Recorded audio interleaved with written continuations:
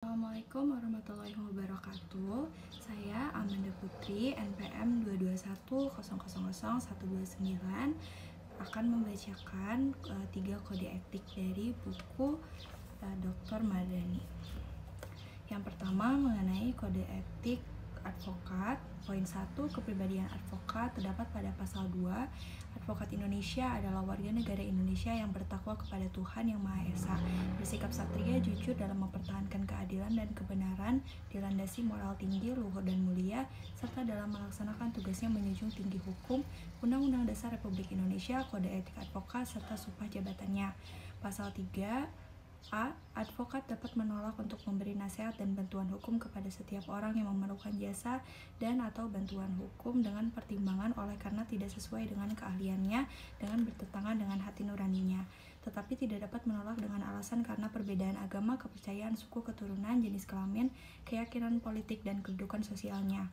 B. Advokat dalam melakukan tugasnya tidak bertujuan semata-mata untuk memperoleh imbalan materi, tetapi lebih mengutamakan tegaknya hukum, kebenaran, dan keadilan. C. Advokat dalam menjalankan profesinya adalah bebas dan mandiri serta tidak dipengaruhi oleh siapapun dan wajib memperjuangkan hak-hak asasi manusia dalam negara hukum Indonesia. D. Advokat wajib memelihara rasa solidaritas di antara teman sejawat. E. Advokat wajib memberikan bantuan dan pembelaan hukum kepada teman sejawat yang diduga atau didakwa dalam suatu perkara pidana atas permintaannya atau karena penunjukan organisasi profesi. F. Advokat tidak dibenarkan untuk melakukan pekerjaan lain yang dapat merugikan kebebasan, derajat, dan martabat advokat. G. Advokat harus senantiasa menjunjung tinggi profesi advokat sebagai profesi terhormat. H. Advokat dalam menjalankan profesinya harus bersikap sopan terhadap semua pihak namun wajib mempertahankan hak dan martabat advokat. I. Seorang advokat yang kemudian diangkat untuk menduduki suatu jabatan eksekutif, legislatif, dan yudikatif tidak dibenarkan untuk berpraktik sebagai advokat dan tidak diperkenankan namanya dicantumkan atau dipergunakan oleh siapapun atau oleh kantor manapun dalam suatu perkara yang sedang diproses atau berjalan selama ia menduduki jabatan tersebut. 2. Hubungan dengan klien terdapat pada pasal 4. A. Advokat dalam perkara perdata harus mengutamakan penyelesaian dengan jalan damai. B. Advokat tidak dibenarkan memberikan keterangan yang dapat menyesatkan klien mengenai perkara yang sedang diurusnya. C. Advokat tidak dibenarkan menjamin kepada kliennya bahwa perkara yang ditanganinya akan menang. D. Dalam menentukan besarnya honorarium, advokat wajib mempertimbangkan kemampuan klien. E. Advokat tidak dibenarkan membebani klien dengan biaya-biaya yang tidak perlu. F. Advokat dalam mengurus perkara cuma-cuma harus memberikan perhatian yang sama seperti terhadap perkara yang mana ia menerima uang jasa. G. Advokat harus menolak mengurus perkara yang menurut keyakinannya tidak ada dasar hukumnya. H. Advokat wajib memegang rahasia jabatan tentang hal-hal yang diberitahukan oleh klien secara kepercayaan dan wajib tetap menjaga rahasia itu setelah berakhirnya hubungan antara advokat dan klien itu. I. Advokat tidak dibenarkan melepaskan tugas yang dibebankan kepadanya pada saat yang tidak menguntungkan posisi klien atau pada saat tugas itu akan dapat menimbulkan kerugian yang tidak dapat diperbaiki lagi bagi klien yang bersangkutan dengan tidak mengurangi ketentuan sebagaimana dimaksud dalam pasal 3 huruf A. J. Advokat yang mengurus kepentingan bersama dari dua pihak atau lebih harus mengundurkan diri sepenuhnya dari pengurus kepentingan tersebut apabila di kemudian hari timbul pertentangan kepentingan antara pihak-pihak yang bersangkutan. K. Hak retensi advokat terhadap klien diakui sepanjang tidak akan menimbulkan kerugian kepentingan klien. 3. Hubungan dengan teman sejawat. Pasal 5. Hubungan antara teman sejawat advokat harus dilandasi sikap saling menghormati, saling menghargai, dan saling mempercayai. B. Advokat jika memberikan teman sejawat atau jika berhadapan satu sama lain dalam sidang pengadilan, hendaknya tidak menggunakan kata-kata yang tidak sopan baik secara lisan maupun tulisan. C. Keberatan-keberatan terhadap tindakan teman sejawat yang dianggap bertentangan dengan kode etik advokat harus diajukan kepada Dewan Kehormatan untuk diperiksa dan tidak dibenarkan untuk disiarkan melalui media massa atau cara lain. D. Advokat tidak diperkenankan menarik atau merebut seorang klien dari teman sejawat. E. Apabila klien hendak menggantikan advokat, maka advokat yang baru hanya dapat menerima perkara itu setelah menerima bukti pencabutan pemberian kuasa kepada advokat semula dan kewajiban mengingatkan klien untuk memenuhi kewajibannya apabila masih ada terhadap advokat semula. F. Apabila suatu perkara kemudian diserahkan oleh klien terhadap advokat yang baru, maka advokat semula wajib memberikan kepadanya semua surat dan keterangan yang penting untuk mengurus perkara itu dengan memperhatikan hak retensi advokat terhadap klien tersebut. 4. Tentang sejawat asing, pasal 6, advokat asing yang berdasarkan peraturan perundang-undangan yang berlaku menjalankan profesinya di Indonesia tunduk kepada serta wajib menaati kode etik ini. 5. Cara bertindak menangani perkara, pasal 7. A. Surat-surat yang dikirim oleh advokat kepada teman sejawatnya dalam suatu perkara dapat ditunjukkan kepada hakim apabila dianggap perlu, kecuali surat-surat yang bersangkutan dibuat dengan membubuhi catatan sans prejudice. B. Isi pembicaraan atau korespondensi dalam rangka upaya perdamaian antara advokat akan tetapi tidak berhasil tidak dibenarkan untuk digunakan sebagai bukti di muka pengadilan. C. Dalam perkara perdata yang sedang berjalan, advokat hanya dapat menghubungi hakim apabila bersama-sama dengan advokat pihak lawan, dan apabila ia menyampaikan surat termasuk surat yang bersifat ad informandum, maka hendaknya ketika itu tembusan dari surat tersebut wajib diserahkan atau dikirimkan pula kepada advokat pihak lawan. D. Dalam perkara pidana yang sedang berjalan, advokat hanya dapat menghubungi hakim apabila bersama-sama dengan jaksa penuntut umum. E. Advokat tidak dibenarkan mengajari dan atau mempengaruhi saksi-saksi yang diajukan oleh pihak lawan dalam perkara perdata atau oleh jaksa penuntut umum dalam perkara pidana. F. Apabila advokat mengetahui bahwa seseorang telah menunjuk advokat mengenai suatu perkara tertentu, maka hubungan dengan orang itu mengenai perkara tersebut hanya boleh dilakukan melalui advokat tersebut. G. Advokat bebas mengeluarkan pernyataan-pernyataan atau pendapat yang dikemukakan dalam sidang pengadilan dalam rangka pembelaan dalam suatu perkara yang menjadi tanggung jawabnya, baik dalam sidang terbuka maupun dalam sidang tertutup, yang dikemukakan secara proporsional dan tidak berlebihan, dan untuk itu memiliki imunitas hukum baik perdata maupun pidana. Advokat mempunyai kewajiban untuk memberikan bantuan hukum secara cuma-cuma pro deo bagi orang yang tidak mampu. I. Advokat wajib menyampaikan pemberitahuan tentang putusan pengadilan mengenai perkara yang ia tangani kepada kliennya pada waktunya. 6. Ketentuan-ketentuan lain tentang kode etik, pasal 8 A. Profesi advokat adalah profesi yang mulia dan terhormat, dan karenanya dalam menjalani profesi selaku penegak hukum di pengadilan sejajar dengan jaksa dan hakim yang dalam melaksanaan profesinya berdasarkan di bawah pelindungan hukum, undang-undang, dan kode etik ini. B. Pemasangan iklan semata-mata untuk menarik perhatian orang adalah dilarang, termasuk pemasangan papan nama dengan ukuran dan atau bentuk yang berlebih-lebihan. C. Kantor advokat atau cabangnya tidak dibenarkan diadakan di suatu tempat yang dapat merugikan kedudukan dan martabat advokat. D. Advokat tidak dibenarkan mengizinkan orang yang bukan advokat mencantumkan namanya sebagai advokat di papan nama kantor advokat, atau mengizinkan orang yang bukan advokat tersebut untuk memperkenalkan dirinya sebagai advokat. E. Advokat tidak dibenarkan mengizinkan karyawan-karyawannya yang tidak berkualifikasi untuk mengurus perkara atau memberi nasihat hukum kepada klien dengan lisan atau dengan tulisan. F. Advokat tidak dibenarkan melalui media massa mencari publisitas bagi dirinya dan atau untuk menarik perhatian masyarakat mengenai tindakan-tindakannya sebagai advokat mengenai perkara yang sedang atau telah ditanganinya, kecuali apabila keterangan-keterangan yang ia berikan itu bertujuan untuk menegakkan prinsip-prinsip hukum yang wajib diperjuangkan oleh setiap advokat. G. Advokat dapat mengundurkan diri dari perkara yang akan dan atau diurusnya apabila timbul perbedaan dan tidak dicapai kesepakatan tentang cara penanganan perkara dengan kliennya. H. Advokat yang sebelumnya pernah menjabat sebagai hakim atau panitera dari suatu lembaga peradilan tidak dibenarkan untuk memegang atau menangani perkara yang diperiksa pengadilan tempatnya terakhir bekerja selama 3 tahun semenjak ia berhenti dari pengadilan tersebut. 7. Pelaksanaan kode etik, pasal 9 A. Setiap advokat wajib tunduk dan mematuhi kode etik advokat ini. B. Pengawasan atas pelaksanaan kode etik advokat ini dilakukan oleh Dewan Kehormatan. Selanjutnya, mengenai kode etik profesi notaris berdasarkan pasal 83 ayat 1 Undang-Undang Nomor 30 Tahun 2004 tentang Notaris, Ikatan Notaris Indonesia pada Kongres Luar Biasa di Bandung pada 27 Januari 2005 telah menetapkan kode etik yang terdapat dalam pasal 13 Anggaran Dasar, yaitu 1. Kewajiban, larangan, dan pengecualian kewajiban. Pasal 3. Notaris dan orang-orang lain yang memangku dan menjalankan jabatan notaris wajib A. Memiliki moral, akhlak, serta kepribadian yang baik, menghormati dan menjunjung tinggi harkat dan martabat jabatan notaris, menjaga dan membela kehormatan perkumpulan, bertindak jujur, mandiri, tidak berpihak, penuh rasa tanggung jawab berdasarkan peraturan perundang-undangan dan isi sumpah jabatan notaris, meningkatkan ilmu pengetahuan yang telah dimiliki tidak terbatas pada ilmu pengetahuan hukum dan kenotariatan, mengutamakan pengabdian kepada kepentingan masyarakat dan negara, memberikan jasa pembuatan akta dan jasa kenotariatan lainnya, lainnya untuk masyarakat yang tidak mampu tanpa memungut honorarium, menetapkan satu kantor di tempat kedudukan dan kantor tersebut merupakan satu-satunya kantor bagi notaris yang bersangkutan dalam menjalankan tugas jabatan sehari-hari, memasang satu buah papan nama di depan atau di lingkungan kantornya dengan pilihan ukuran yaitu 100 x 40 cm, 150 cm x 60 cm, atau 200 x 80 cm yang memuat satu nama lengkap dan gelar yang sah, 2 tanggal dan nomor keputusan pengangkatan yang terakhir sebagai notaris, 3 tempat kedudukan, 4 alamat kantor dan nomor telepon atau fax, dasar papan nama berwarna putih dengan huruf berwarna hitam, dan tulisan di papan nama tersebut harus jelas dan mudah dibaca, kecuali di lingkungan kantor tersebut tidak dimungkinkan untuk memasangkan papan nama dimaksud.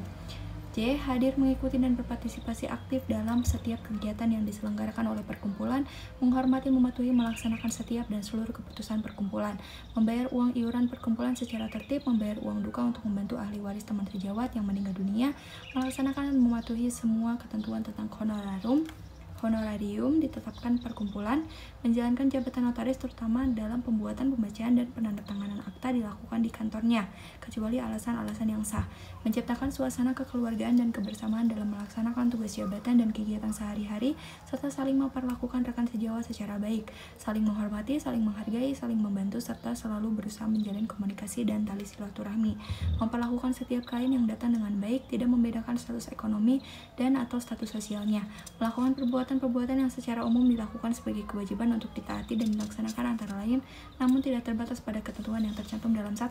Undang-Undang Nomor 30 Tahun 2004 tentang Jabatan Notaris, 2. Penjelasan Pasal 19 Ayat 2 Undang-Undang Nomor 30 Tahun 2004 tentang Jabatan Notaris, 3. Isi Sumpah Jabatan Notaris, 4. Anggaran Dasar dan Anggaran Rumah Tangga Ikatan Notaris Indonesia. 2. Larangan. Pasal 4. Notaris dan orang lain yang memangku dan menjalankan jabatan notaris dilarang: A. Mempunyai lebih dari satu kantor baik cabang maupun perwakilan.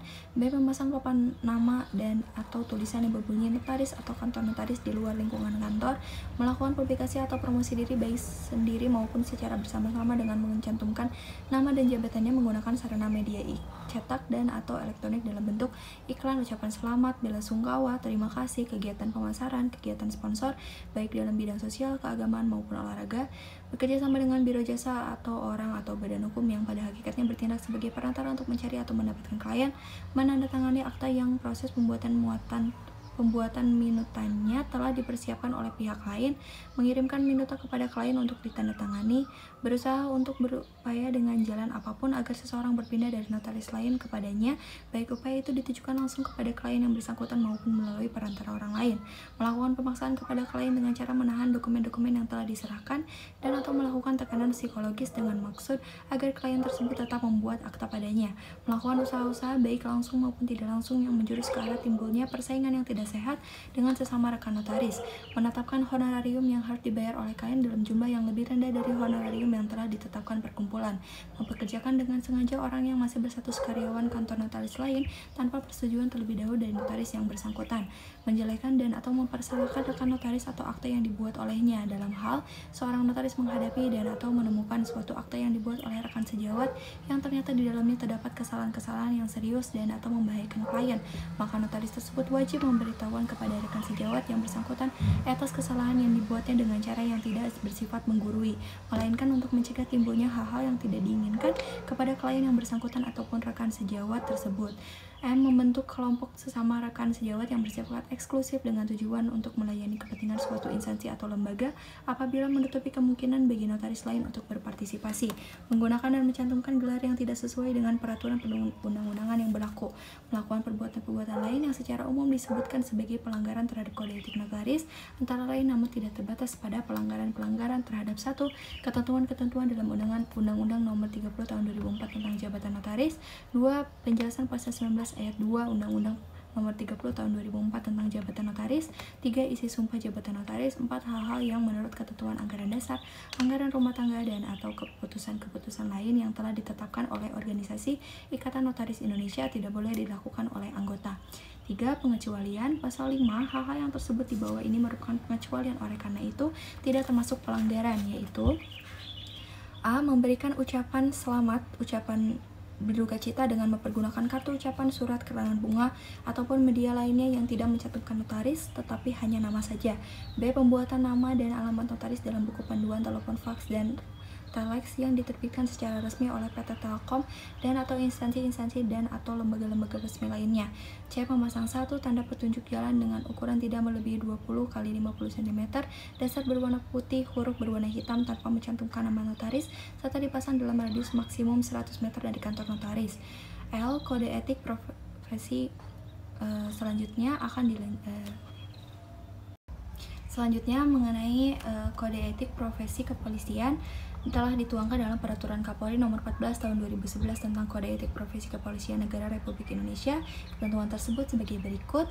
Bagian ke-1, ruang lingkup Pasal 4, ruang lingkup pengaturan kode etik profesi kepolisian atau KEPP mencakup etika kenegaraan, kelembagaan, kemasyarakatan, dan kepribadian. Bagian kedua, materi muatan KEPP Pasal 5, pengaturan KEPP sebagaimana dimaksud dalam 4 meliputi etika kenegaraan memuat pedoman berperilaku anggota Polri dalam hubungan 1. Tegaknya negara kesatuan Republik Indonesia, 2. Pancasila, 3. UUD 45, dan 4. Kabineka Tunggal Ikaan. B. Etika kelembagaan memuat pedoman berperilaku anggota Polri dalam hubungan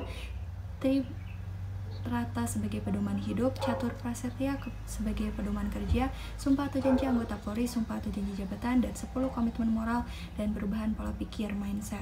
Etika kemasyarakatan memuat pedoman berperilaku anggota Polri dalam hubungan pemeliharaan keamanan dan ketertiban masyarakat, Kamtibmas, penegakan hukum, pelindung, pengayom, dan pelayan masyarakat, dan kearifan lokal antara lain gotong royong, kesetiakawanan, dan toleransi.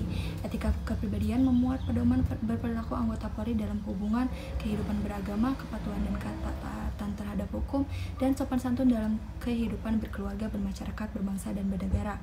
Kewajiban dan larangan kewajiban etika kenegaraan Pasal 3. Setiap anggota Polri wajib a. setia kepada NKRI yang berdasarkan Pancasila dan UUD 45, menjaga keamanan dalam negeri meliputi terpeliharanya keamanan dan ketertiban masyarakat, tertib dan tegaknya hukum, terselenggaranya perlindungan, penghayoman, dan pelayanan masyarakat, serta terbitanya ketentraman masyarakat dengan menjunjung tinggi hak asasi manusia, menjaga terpeliharanya keuntungan wilayah NKRI, menjaga terpeliharanya persetujuan dan kesatuan bangsa dalam Kabineka Tunggal Ikaan dengan menjunjung tinggi kedaulatan rakyat, mengutamakan kepentingan bangsa dan NKRI daripada kepentingan sendiri seseorang dan atau golongan, memelihara dan menjaga kehormatan bendera negara Sang Merah Putih, bahasa Indonesia, lambang negara Garuda Pancasila, dan lagu kebangsaan Indonesia Raya sesuai dengan ketentuan peraturan perundang-undangan, membangun kerjasama dengan sesama pejabat penyelenggara negara dan pejabat negara dalam pelaksanaan tugas, dan bersikap netral dalam kehidupan berpolitik.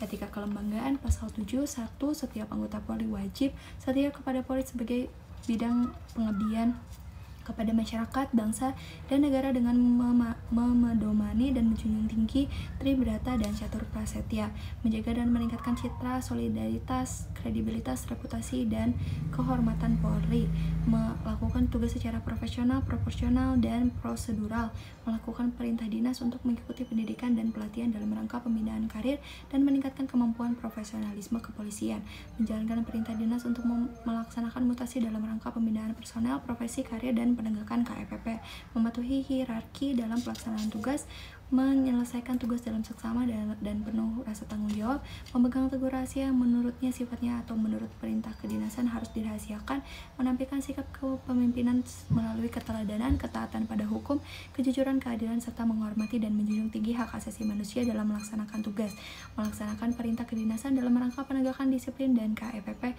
berdasarkan laporan atau pengaduan masyarakat tentang adanya dugaan pelanggaran disiplin dan atau pelanggaran KEPP sesuai dengan kewenangan, melaksanakan perintah kedinasan yang berkaitan dengan penghapusan internal di lingkungan Polri dalam rangka penguatan sistem pengendalian intern pemerintah SPIP, menghargai perbedaan pendapat yang disampaikan dengan cara sopan dan santun pada saat pelaksanaan rapat sidang dan pertemuan yang bersifat kedinasan, mematuhi dan menaati hasil keputusan yang telah disepakati dalam rapat sidang dan pertemuan yang bersifat kedinasan, mengutamakan kesetaraan dan keadilan gender dalam melaksanakan tugas, dan mendahulukan pengajuan laporan keberatan atau komplain kepada Ankum atau atasan Ankum berkenaan dengan keputusan yang dinilai bertentangan dengan ketentuan peraturan perundang-undangan sebelum pengajuan gugatan ke PT UN. Setiap anggota Polri yang berkedudukan sebagai atasan wajib menunjukkan kepemimpinan yang melayani keteladanan menjadi konsultan yang dapat menyelesaikan masalah serta menjamin kualitas kinerja bawahan dan kesatuan, menindaklanjuti dan menyelesaikan hambatan tugas yang dilaporkan oleh bawahan sesuai tingkat kewenangannya, dan segera menyelesaikan dugaan pelanggaran yang dilakukan oleh bawahan. Setiap anggota Polri berkedudukan sebagai bawahan wajib melaporkan kepada atasan apabila terjadi hambatan dalam melaksanakan tugas, melaksanakan perintah atasan terkait dengan pelaksanaan tugas, fungsi dan kewenangannya, menolak perintah atasan yang bertentangan dengan norma hukum, norma agama, dan norma kesusilaan, dan melaporkan kepada atasan pemberi perintah atas penolakan perintah yang dilakukan untuk mendapatkan perlindungan hukum bagi atasan dari atasan pemberi perintah. Sesama anggota Polri wajib saling menghargai dan menghormati dalam melaksanakan tugas, bekerja sama dalam rangka meningkatkan kinerja, melaporkan setiap pelanggaran KPP atau disiplin atau tindak pidana yang dilakukan oleh anggota Polri yang dilihat atau diketahui secara langsung kepada pejabat yang berwenang, menunjukkan rasa kesetiakawanan dengan menjunjung tinggi prinsip-prinsip saling menghormati dan saling melindungi dan memberikan pertolongan kepada terluka dan atau meninggal dunia dalam melaksanakan tugas. Pejabat Polri yang berwenang sebagaimana dimaksud dalam pasal 4 huruf C wajib memberikan perlindungan. Pasal 8, setiap anggota Polri wajib mendahulukan peran, tugas, wewenang, dan tanggung jawab berdasarkan ketentuan peraturan perundang-undangan daripada status dan hak dengan mengindahkan norma agama, norma kesusilaan, dan nilai-nilai kearifan lokal. Pasal 9, setiap anggota Polri yang melaksanakan tugas penegakan hukum sebagaimana penyelidik, penyidik pembantu, dan penyidik wajib melakukan penyelidikan perkara pidana dan menyelesaikan sesuai ketentuan peraturan perundang-undangan serta melaporkan hasil pelaksanaan tugasnya kepada atasan penyidik. Etika kemasyarakatan pasal 10, setiap anggota Polri wajib menghormati harkat dan martabat manusia berdasarkan prinsip dasar hak asasi manusia, menjunjung tinggi prinsip kesetaraan bagi setiap warga negara di hadapan hukum, memberikan pelayanan kepada masyarakat dengan cepat, tepat, mudah, nyaman, transparan, dan akuntabel berdasarkan ketentuan peraturan perundang-undangan, melakukan tindakan pertama kepolisian sebagaimana yang diwajibkan dalam tugas kepolisian, baik sedang bertugas maupun di luar tugas, memberikan pelayanan informasi publik kepada masyarakat sesuai dengan ketentuan peraturan perundang-undangan, dan menjunjung tinggi kejujuran, kebenaran, keadilan, dan menjaga kehormatan dalam berhubungan dengan masyarakat. Etika kepribadian pasal 11, setiap anggota Polri wajib beriman dan bertakwa kepada Tuhan Yang Maha Esa, bersikap jujur, terpercaya, bertanggung jawab, disiplin, kerjasama, adil, peduli, responsif, tegas, dan humanis, menaati dan menghormati norma kesusilaan, norma agama, nilai-nilai kearifan lokal, dan norma hukum, menjaga dan memelihara kehidupan berkeluarga, bermasyarakat, berbangsa, dan bernegara secara santun, dan melaksanakan tugas kenegaraan, kelembagaan, dan kemasyarakatan dengan nilai tulus, ikhlas, dan benar sebagai wujud nyata amal ibadahnya. Larangan etika kenegaraan, setiap anggota Polri dilarang terlibat dalam gerakan-gerakan yang nyata bertujuan untuk mengganti atau menentang Pancasila dan UUD 45, terlibat dalam gerakan menentang pemerintah yang sah, menjadi anggota atau pengurus partai politik, menggunakan hak memilih dan dipilih, dan atau melibatkan diri dalam kegiatan politik praktis. Etika kelembagaan pasal 13, setiap anggota Polri dilarang melakukan, menyuruh, melakukan, dan turut serta melakukan korupsi, kolusi, nepotisme, dan atau gratifikasi, mengambil keuntungan yang bertentangan dengan ketentuan, melaksanakan tugas tanpa perintah kedinasan dan pejabat yang berwenang kecuali ketentuan lain dalam ketentuan peraturan perundang-undangan. Setiap anggota Polri yang berkedudukan sebagai atasan dilarang memberi perintah dan bertentangan dengan norma hukum, norma agama, dan norma kesusilaan, dan menggunakan kewenangannya secara tidak bertanggung jawab. Setiap anggota Polri yang berkedudukan sebagai bawahan dilarang melawan dan menentang atasan dengan kata-kata atau tindakan yang tidak sopan dan menyampaikan laporan yang tidak benar kepada atasan. 4. Sesama anggota Polri dilarang saling menista dan atau menghina, meninggalkan anggota Polri yang lain sedang bersama melaksanakan tugas, melakukan tindakan yang diskriminatif, melakukan pemufakatan, pelanggaran KPP atau disiplin atau tindak pidana, dan berperilaku kasar dan tidak patut. Pasal 14, setiap anggota Polri yang dalam melaksanakan tugas penegakan hukum sebagai penyidik bantuan, dan penyidik dilarang mengabaikan kepentingan pelapor, terlapor, atau pihak lain yang terkait dalam perkara dengan bertentangan dengan ketentuan peraturan perundang-undangan, menetapkan tersangka di tempat bukan rumah tahanan negara atau Polri, dan tidak memberikan kepada keluarga atau kuasa hukum tersangka, merekayasa dan memanipulasi perkara, merekayasa isi keterangan, melakukan pemeriksaan terhadap seseorang dengan cara memaksa, melakukan penyidikan yang bertentangan, menghambat kepentingan pelapor, terlapor, dan pihak terkait lainnya, merekayasa status barang bukti, menghambat dan menunda-nunda waktu penyerahan barang bukti, melakukan penghentian atau membuka kembali penyidikan tindak pidana yang tidak sesuai dengan ketentuan peraturan perundang-undangan, melakukan hubungan atau pertemuan secara langsung atau tidak langsung di luar kepentingan dinas, melakukan pemeriksaan di luar kantor penyidik kecuali ditentukan lain, menangani perkara yang berpotensi menimbulkan konflik kepentingan. Etika kemasyarakatan pasal 15, setiap anggota Polri dilarang menolak atau mengabaikan permintaan pertolongan, mencari-cari kesalahan dari masyarakat yang bertentangan dengan ketentuan, menyebarluaskan berita bohong, mengeluarkan ucapan isyarat atau tindakan dengan maksud untuk mendapat imbalan, bersikap, berucap, dan bertindak sewenang-wenang, mempersulit masyarakat, membebankan biaya tambahan dalam memberikan pelayanan di luar ketentuan perundang-undangan, etika kepribadian pasal 16. Setiap anggota Polri dilarang menganut dan menyebar agama dan kepercayaan yang dilarang, mempengaruhi dan memaksa sesama anggota Polri untuk mengikuti cara-cara beribadah di luar keyakinannya, menampilkan sikap dan perilaku menghujat serta menista kesatuan atasan dan atau sesama anggota Polri dan atau menjadi pengurus dan atau anggota lembaga swadaya masyarakat dan organisasi kemasyarakatan tanpa persetujuan dari pimpinan Polri. Sekian dari saya, terima kasih.